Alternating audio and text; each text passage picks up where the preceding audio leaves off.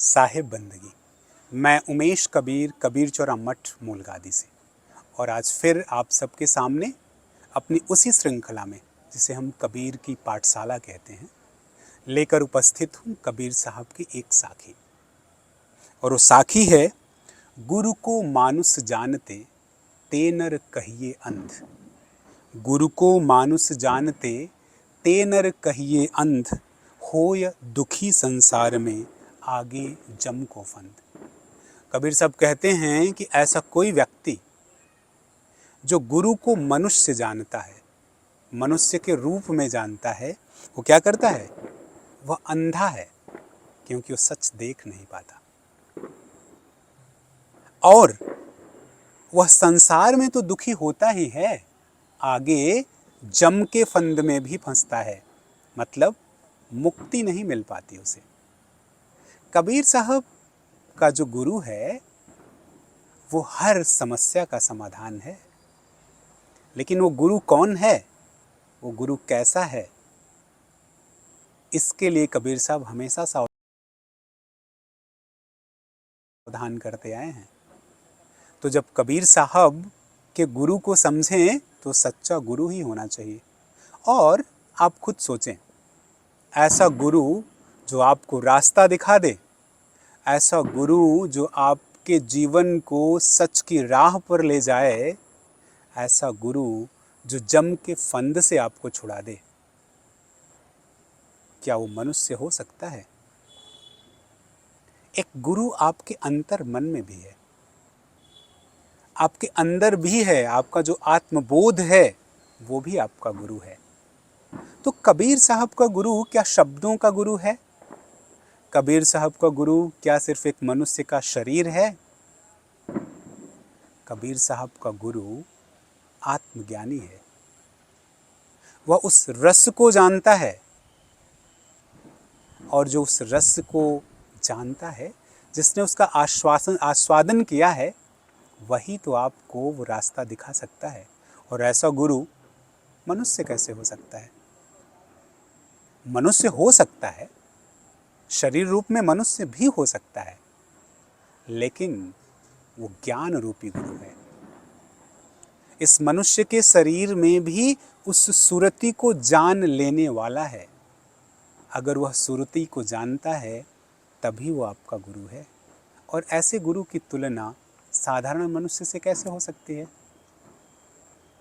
मैं ये कतई नहीं कह रहा हूं कि मनुष्य में वो योग्यता नहीं है कि वो भी उस सत्य को जान सके जो गुरु जानता है। लेकिन आप सोचें, उस गुरु ने कितना कुछ दिया है, कितनी आहुति दी है। आहुति का अर्थ कहीं गलत ना समझें। आहुति का मतलब उस आत्मज्ञान के लिए अपने आप को कितना तपाया है, और तप कर वह अब क्या बन चुका है? इतना महान कि उसकी तुलना इंसान से आप नहीं कर सकते। हम साधारण बुद्धि के लोग कई बार ऐसा करते हैं कि उसकी तुलना साधारण चीज़ों से करते हैं।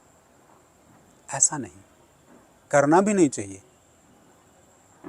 वह महत्वपूर्ण इसलिए हो जाता है क्योंकि उसने अपने आप को तपाया, और अब वह मनुष्य की श्रेणी से श्रेष्ठतम कहीं उस पदवी तक पहुंच गया है जहां वो अपने आप को जानता है, जहां वो पहचानता है उस आत्म तत्व को, जहां वो जानता है उस अल्टीमेट रियलिटी को।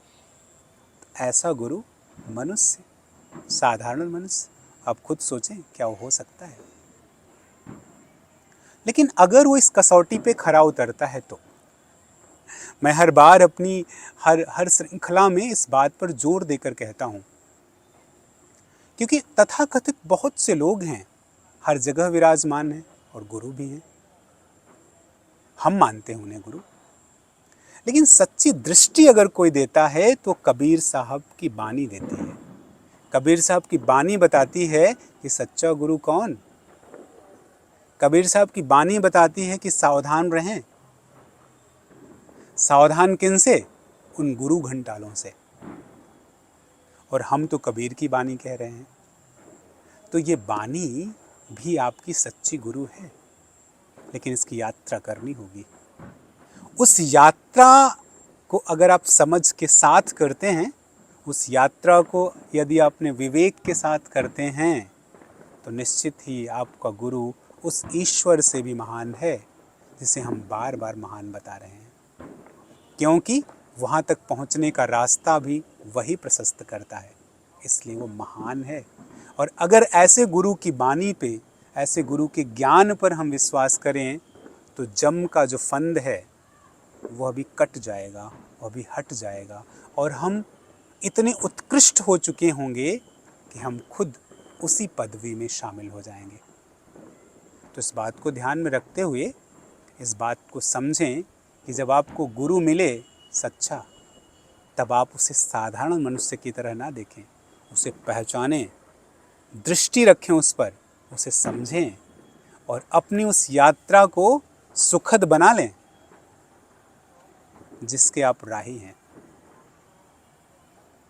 तो आइए इस खूबसूरत यात्रा को कबीर साहब के विवेक की कसौटी पे कसते हुए आगे बढ़ते हैं और अपने उस गुरु को, जो शब्दातीत है, जो आपके इस पिंजर में आता है और ये पिंजर प्रकाशित हो जाता है, उसे पहचान कर अपनी यात्रा करते हैं और उसे मनुष्य ना समझने की गलती भी नहीं करते हैं।